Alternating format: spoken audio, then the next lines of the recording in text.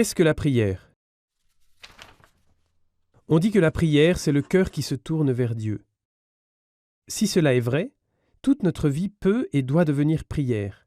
Notre cœur doit être tout entier tourné vers Dieu. Mais puisque ce n'est pas si facile de le faire au quotidien, et que normalement, il faut l'apprendre, le mieux, c'est de commencer à réserver un certain temps de prière pour Dieu. Alors on peut se recueillir et tourner son cœur vers Dieu. Il y a 3 types de prières qui ont toute leur place pendant notre temps de prière. Il y a d'abord la prière orale.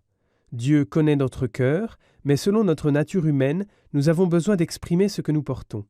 C'est pourquoi la prière orale est une forme fondamentale de la prière. La prière orale nous aide aussi à prier avec les autres, car elle permet aux autres de se joindre à notre prière. Le deuxième type, c'est la prière méditative. On regarde des images, on lit la parole de Dieu par exemple. Par la méditation, j'intériorise l'objet de la méditation pour qu'il imprègne ma vie de plus en plus. La prière méditative la plus célèbre de l'Église catholique est le rosaire. Le rosaire, appelé également chapelet, nous fait méditer pendant 10 Ave Maria un épisode de la vie de Jésus. Cette méditation nous aide à intérioriser la vie de Jésus. Il faut que nous soyons marqués par sa vie. Le rosaire peut porter beaucoup de bons fruits dans notre vie.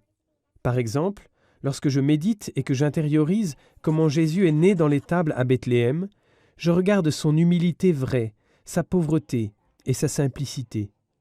Le but de la prière, c'est que l'humilité, la pauvreté et la simplicité du Christ marquent de plus en plus ma propre vie. Troisièmement, il y a la prière intérieure, qu'on appelle aussi prière du cœur. Dans la prière intérieure, le cœur repose auprès de Dieu et devient tout silencieux en sa présence. Ce sont les 3 types de prières. De plus, on peut définir les prières non pas seulement selon leur forme, mais également selon leur intention. Par exemple, il y a la prière de bénédiction, par laquelle on invoque la force et la bénédiction de Dieu sur soi et sur d'autres. Puis, il y a la prière d'adoration. Dans l'adoration, l'homme regarde avec révérence la grandeur, la toute-puissance et la sainteté de Dieu. Au cours de l'adoration, on s'agenouille pour exprimer combien Dieu est grand et combien moi, je suis petit. Une forme particulière d'adoration est l'adoration eucharistique, dans laquelle on adore Jésus dans le sacrement de la Sainte Eucharistie. On y expose le corps du Christ dans un ostensoir en dehors de la messe. Ensuite, il y a la prière d'imploration. Dans la prière d'imploration, on se tourne vers Dieu avec ses intentions. Dieu connaît d'avance tous les désirs de notre cœur, mais la prière d'imploration nous aide à reconnaître Dieu comme source de tout bien. Cette prise de conscience, par ailleurs, est à la source d'une autre prière, la prière d'action de grâce, d'où son effet si libérant. Car quand je rends grâce, je ne me vois pas comme celui qui a droit à tout, mais comme celui qui est gratifié avec tant de choses. Cela ne nous rend pas seulement reconnaissants, mais également joyeux. Une variante de la prière d'imploration est la prière d'intercession. Dans l'intercession, on se tourne vers Dieu en portant des intentions pour les autres. Elle montre notre unité avec toute la famille humaine et nous permet de nous mettre au service des autres selon l'exemple du Christ. La louange est encore une autre forme de la prière. La louange chante Dieu pour lui-même, non pas parce qu'il a fait quelque chose pour nous, mais parce qu'il est. On se joint à la louange céleste des anges et des saints. On pourrait dire beaucoup plus sur la prière, mais mieux encore que de parler de la prière, c'est de s'y mettre. Et donc, arrêtons de parler.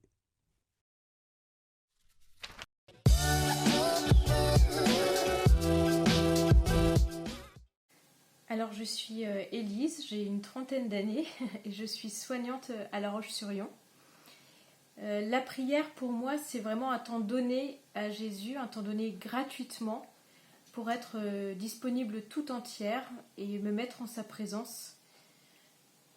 Encore une fois gratuitement, c'est-à-dire que j'essaie de rien attendre en retour de cette prière, mais que ce soit vraiment une preuve d'amour pour lui en quelque sorte. Gratuitement aussi parce que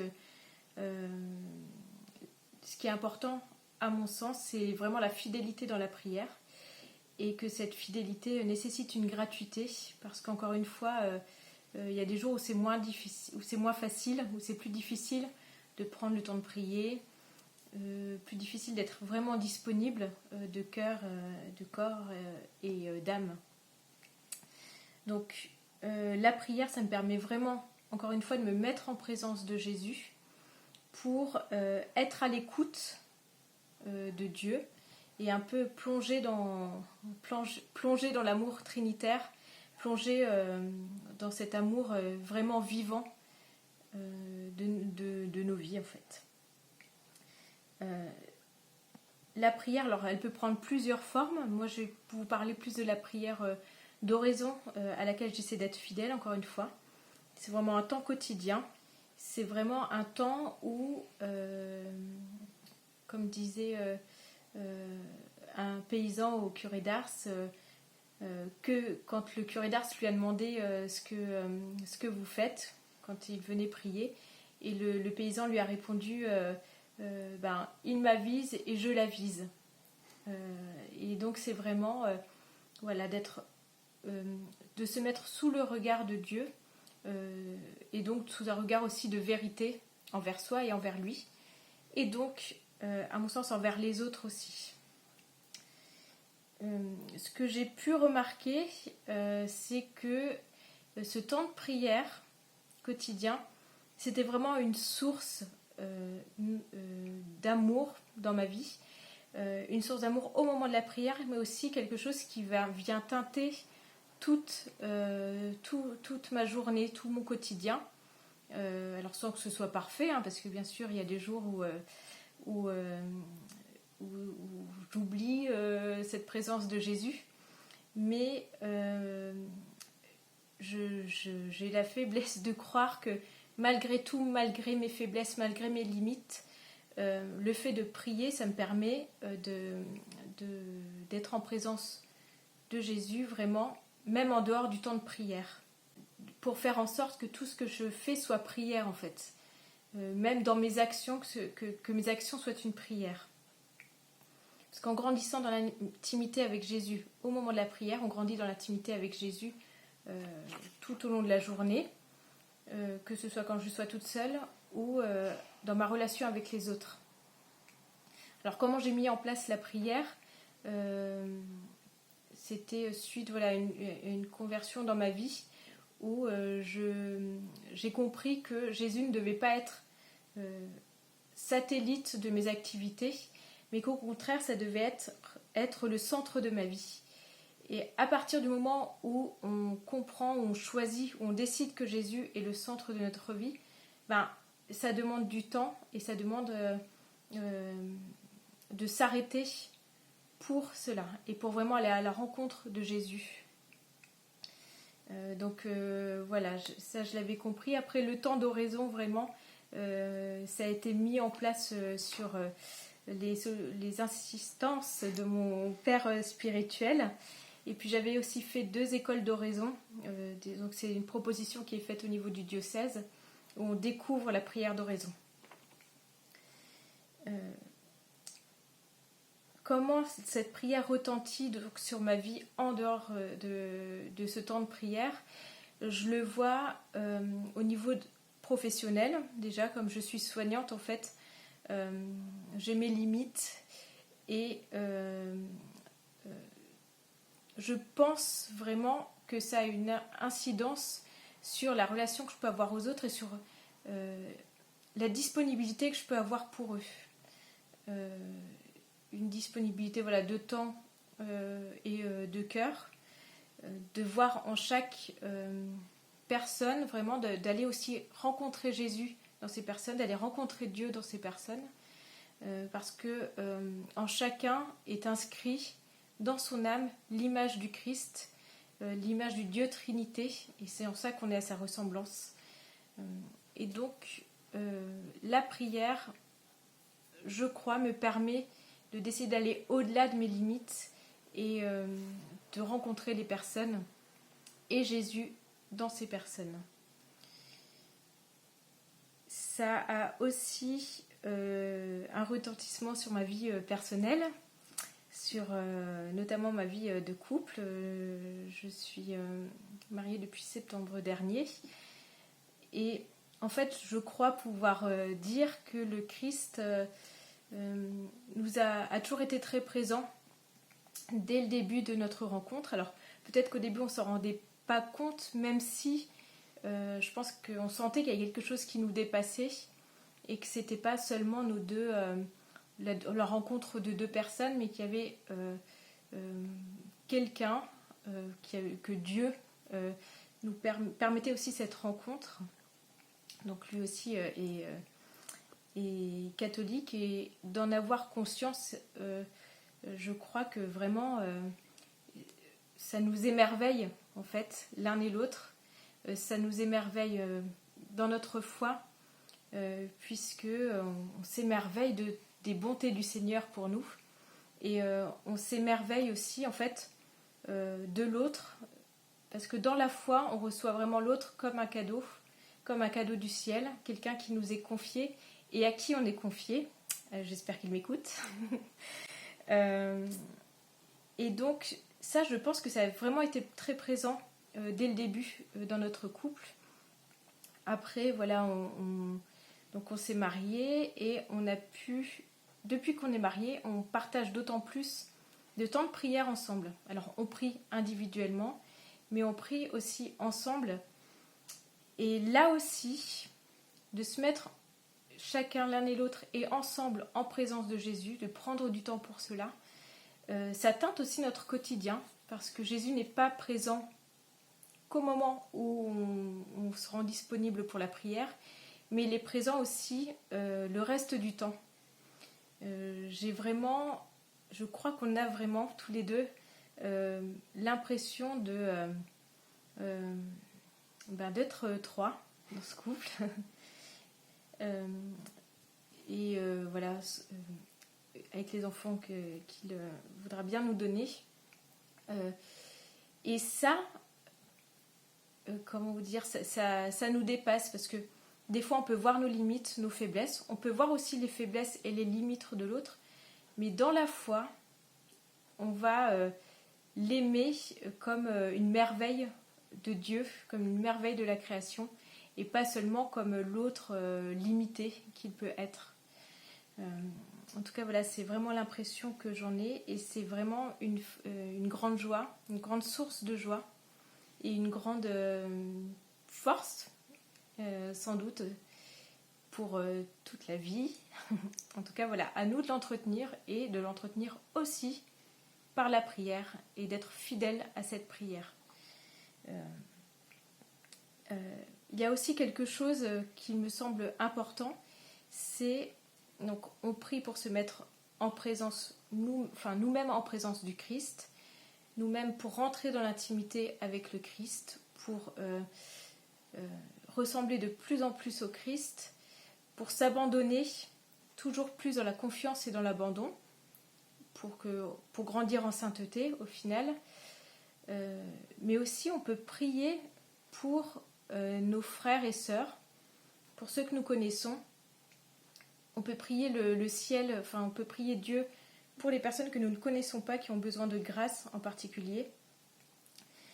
Et ça, je pense que c'est aussi important. Je pense souvent à une parole de la Bible, un passage d'évangile qui raconte l'histoire du paralytique, en fait, qui est allongé sur son brancard et qui est soulevé par quatre collègues pour être amené à Jésus. Et ce paralytique n'a plus la force d'aller vers Jésus, n'a plus le courage, n'a peut-être plus confiance, se croit peut-être pas assez aimable pour être approché du Christ. Et bien ce sont ces quatre frères, ces quatre compagnons qui vont l'amener, et Jésus va le guérir. Donc je pense qu'il faut aussi prendre le temps de prier pour les autres. Voilà ce que je dirais sur la prière.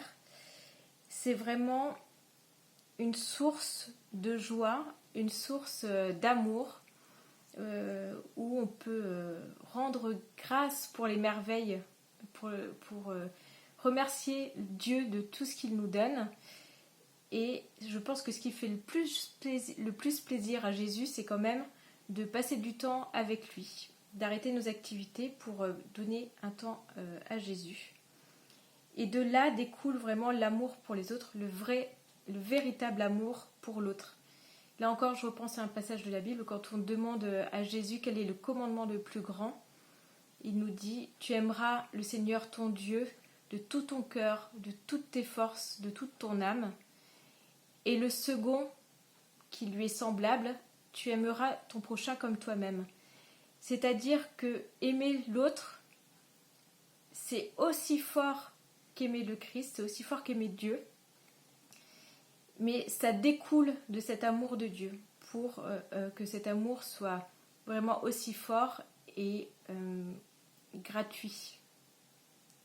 Voilà.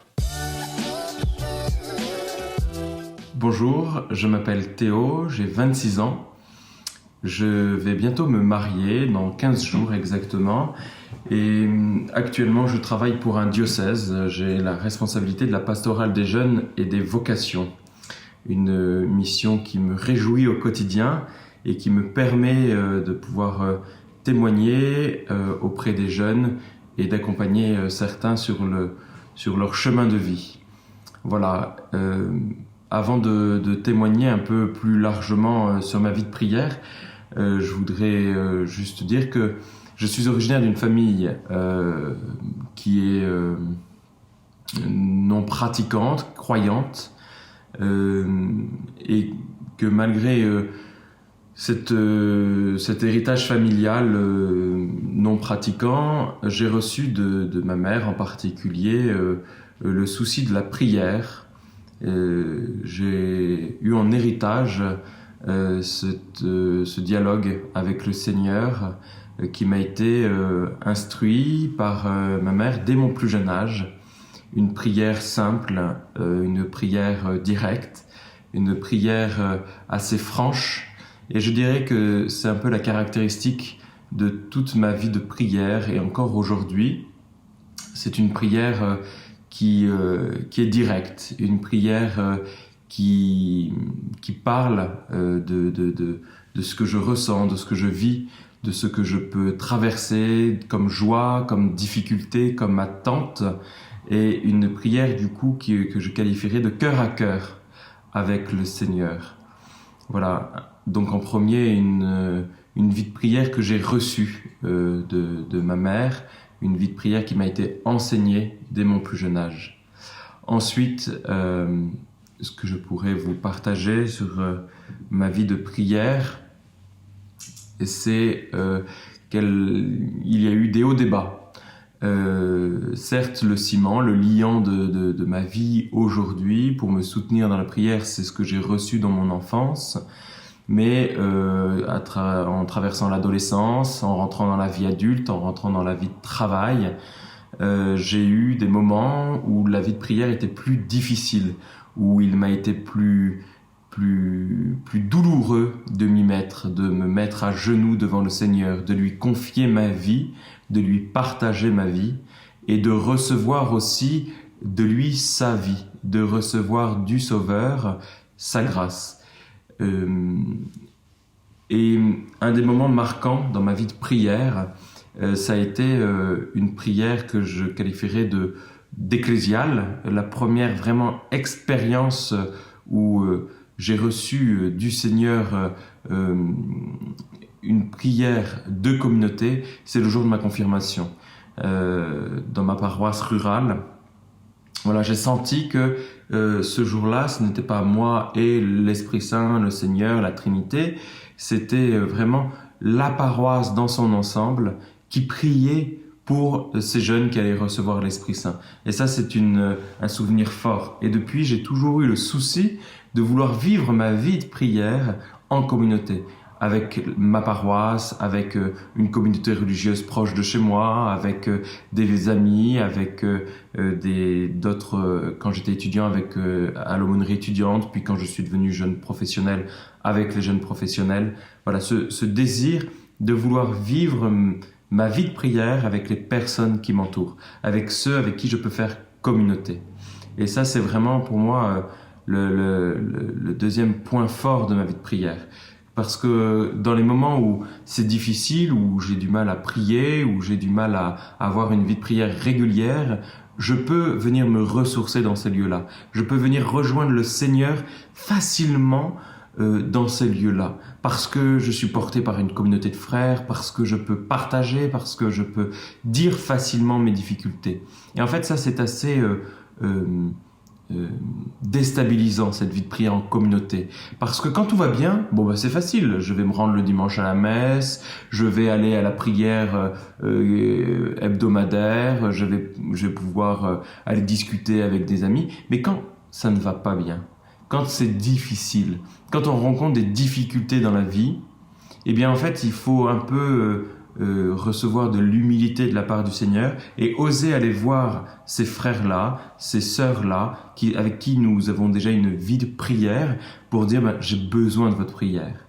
Et donc ça, c'est un peu le troisième point, une vie de prière portée par la prière des autres, se confier à la prière des autres, ne pas hésiter de demander à ce que l'on prie pour vous, à ce que l'on vienne vous demander des grâces particulières pour vous soutenir dans la prière. Encore plus quand c'est difficile, encore plus quand vous rencontrez des difficultés. Venir et dire « Priez pour moi afin que je puisse retrouver une relation plus simple avec le Seigneur. » Ensuite, ce serait la simplicité que j'ai évoquée plusieurs fois, la simplicité du dialogue. Je dirais que